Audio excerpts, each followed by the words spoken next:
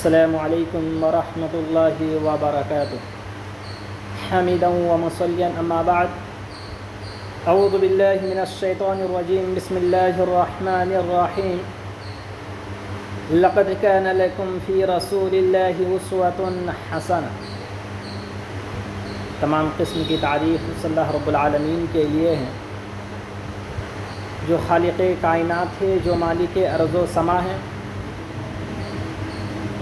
جس نے ہماری جانب جناب محمد رسول اللہ صلی اللہ علیہ وسلم کو بھیجا۔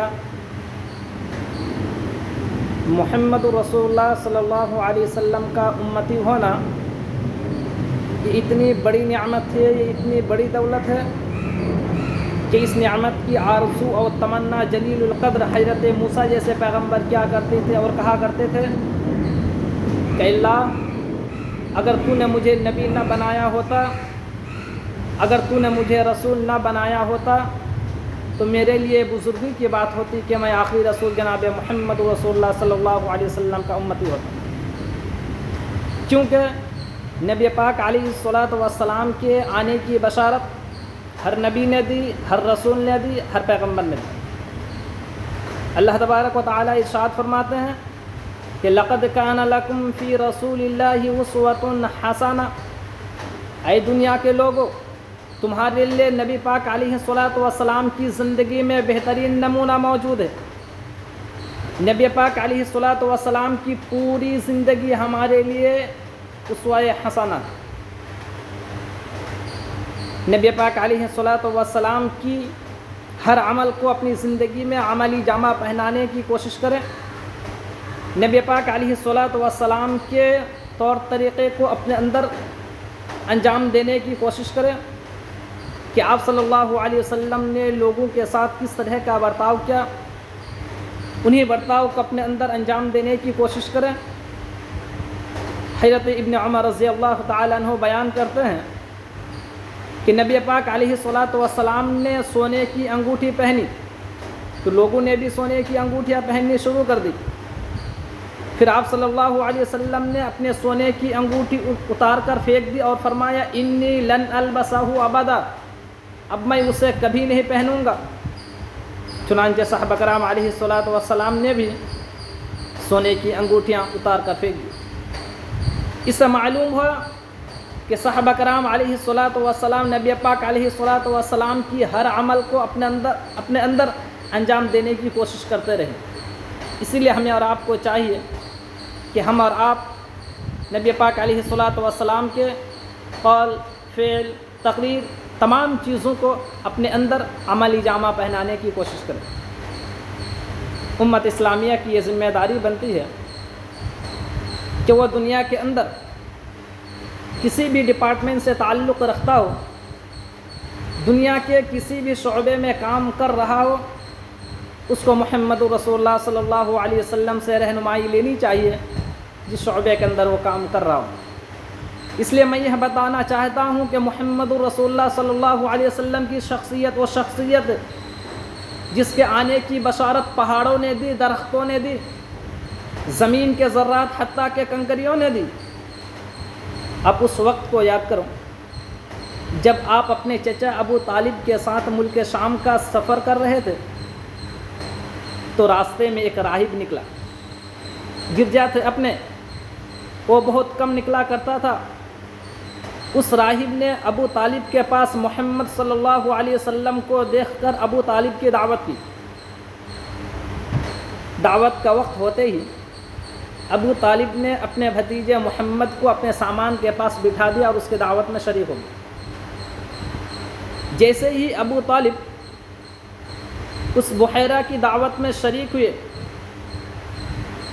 تب وہ بحیرہ کہنے لگے کہ اے ابو طالب،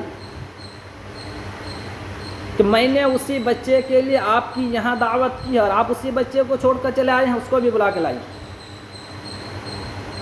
جب اس بچے کو بلایا گیا، زاد المعاد میں علامہ ابن قیم نقل کرتے ہیں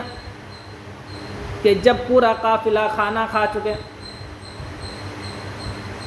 تب اس بحیرہ نے ابو طالب سے سوال کیا کہ اے ابو طالب، یہ بچہ جو آپ کے ساتھ آیا ہے کس کا بچہ ہے؟ ابو طالب نے جواب دیا کہ یہ میرا بچہ ہے۔ تب وہ بحیرہ کہنے لگے کہ ابو طالب تم بالکل جھوٹ بول رہے ہو، یہ بچہ تمہارا نہیں ہو سکتا۔ تب ابو طالب نے کہا کہ آپ کو کیسے معلوم کہ بچہ میرا نہیں ہو سکتا؟ تب اس بحیرہ نے ابو طالب کو جواب دیتے ہوئے کہا کہ ابو طالب، میری کتاب اولڈ ٹیسٹامنٹ تورات یہ کہتی ہے کہ اس بچے کے جنم ہونے سے پہلے ہی اس کا باپ اس دنیا سے الوداع ہو چکے ہیں، رخصت ہو چکے ہیں۔ تب ابو طالب نے کہا کہ تم بالکل ٹھیک کہہ رہے ہو، یہ میرا بیٹا نہیں ہے، یہ میرا بھتیجا ہے اور یہ عبداللہ کا بیٹا ہے۔ بحیرہ کہنے لگے کہ ابو طالب تم اس بچے کو ملک شام نہ لے جایا کرو، مجھے ڈر لگتا ہے کہ ملک شام کے یہودی اس بچے کو پہچان نہ لے، اس بچے کو ان کے اوصاف سے جان نہ لے، یہ بچہ آگے چل کر نبی بنے گا، پیغمبر بنے گا، آخری نبی آخری رسول بنے گا۔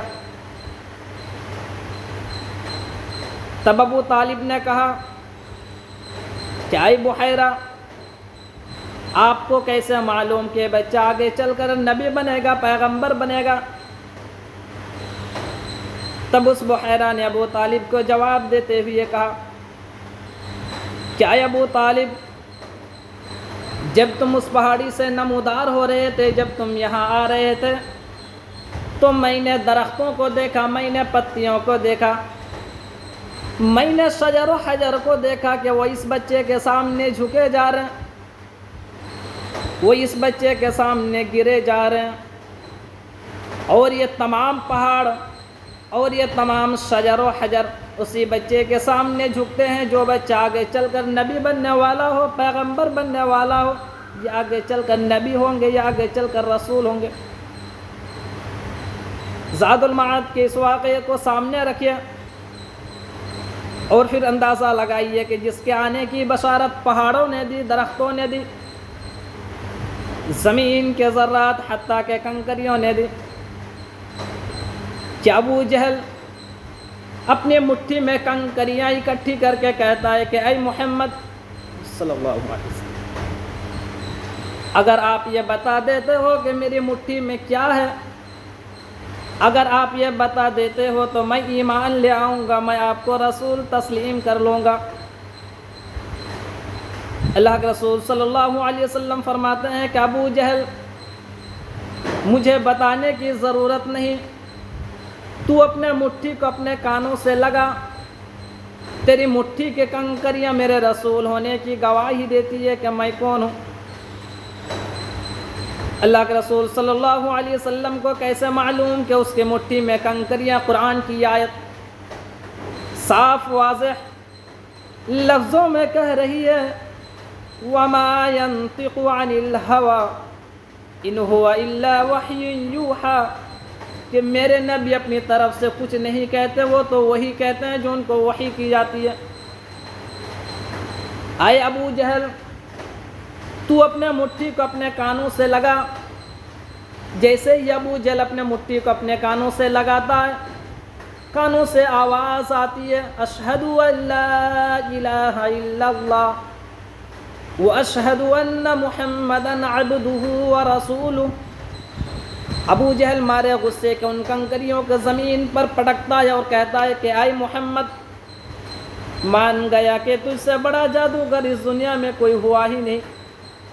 مگر مثل مشہور ہے کہ جب لومڑی کو انگور نہیں ملتی تو کہتے کٹتے۔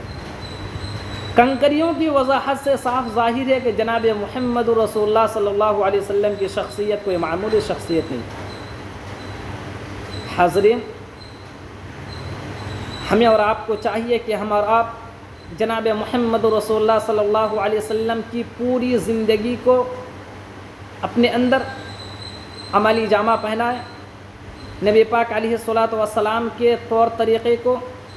نبی پاک علیہ الصلاۃ والسلام کے رہن سہن کو اپنے اندر عملی جامہ پہنائیں۔ نبی پاک علیہ الصلاۃ والسلام لوگوں سے کس انداز میں بات کرتے تھے، نبی پاک علیہ الصلاۃ والسلام لوگوں سے کس طرح کا معاملہ پیش کرتے تھے، ان تمام طریقوں کو اپنے اندر انجام دینے کی کوشش کریں۔ آخر رب العالمین سے دعا ہے کہ اے الہ العالمین، تو ہم تمام لوگوں کو جناب محمد رسول اللہ صلی اللہ علیہ وسلم کو اسوہ حسنہ مان کر اپنی زندگی میں عملی جامہ پہنانے کی کوشش کریں۔ وآخر دعوانا ان الحمد للہ رب العالمین، والسلام علیکم ورحمۃ اللہ وبرکاتہ۔